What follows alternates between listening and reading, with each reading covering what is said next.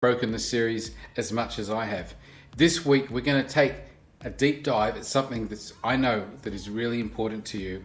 We're going to have a look at families, and we're going to cover the often unfortunate issue of broken families.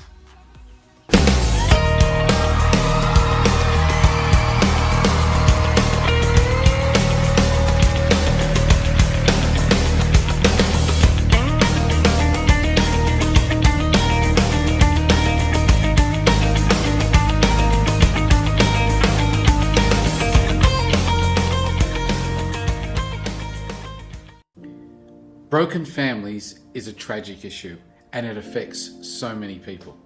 I was working at a school and we did a study of all of the families there, and we discovered that only 1 in 20 children lived at home with mum and dad who were married.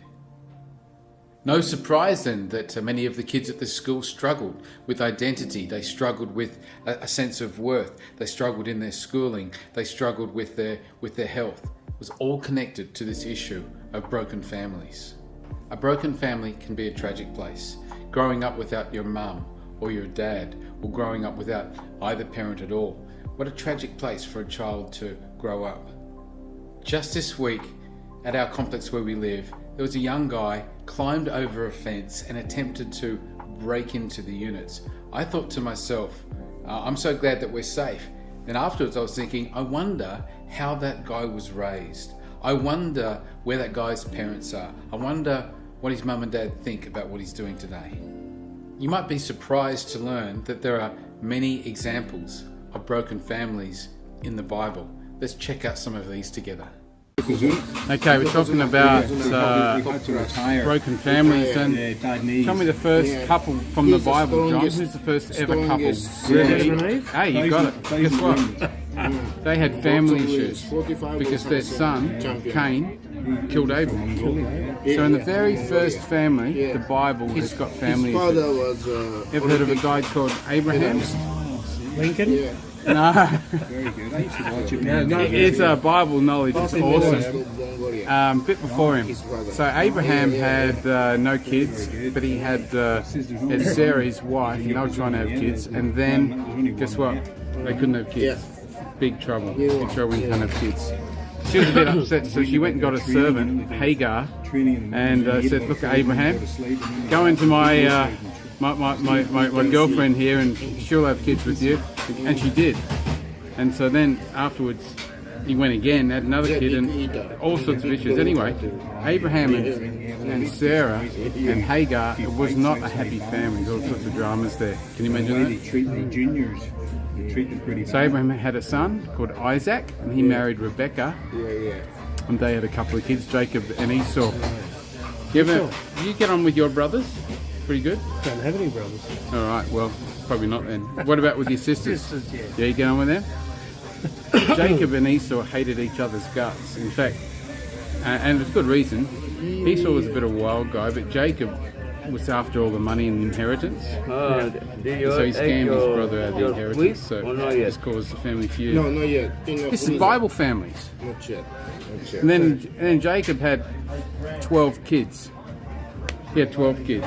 That's a recipe for disaster. There you go. See? I am training up John slowly on Bible knowledge here, and who knows, you might see him one of these days, but until then, see you back at the studio. Because God is a restorer by nature, He also has the ability to restore broken families. And perhaps this is the situation you're in right now. Let me offer hope. God is a restorer. One couple that I know, they are married today, but they are married actually for the second time. They were married, they broke up, they went their separate ways, then they became Christians, started to honor Jesus, they got back together and have remained happily married for the last 20 years.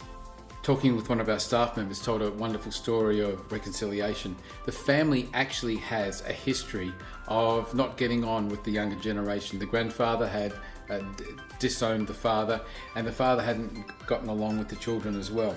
Well, one of the children became a Christian, got saved, and was determined to see God get a breakthrough in her family. She asked God to open up a door, and that's exactly what happened. She was able to be restored to a wonderful relationship with her father, and she attributes all glory to Jesus Christ. There's another way that God can fix families, and he can actually put you in another family. He can give you a brand new family. One day, as Jesus is talking to a crowd, someone points out that his mother and his brothers are just outside. He says to the people there, "Who is my mother, my brother, and my sister?" Then he answers the question himself. He says, "Those that do the will of God." And here's the hope for you. Perhaps there is no way for you to be reconciled to your family right now. Perhaps they've already passed, perhaps they're on the other side of the world, perhaps it's just too hard right now. Do you know what? God can take you and place you in family.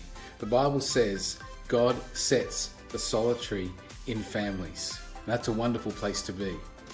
I think God provides this avenue of restoration and this avenue of being placed in families for a very good reason. He understands human nature intimately.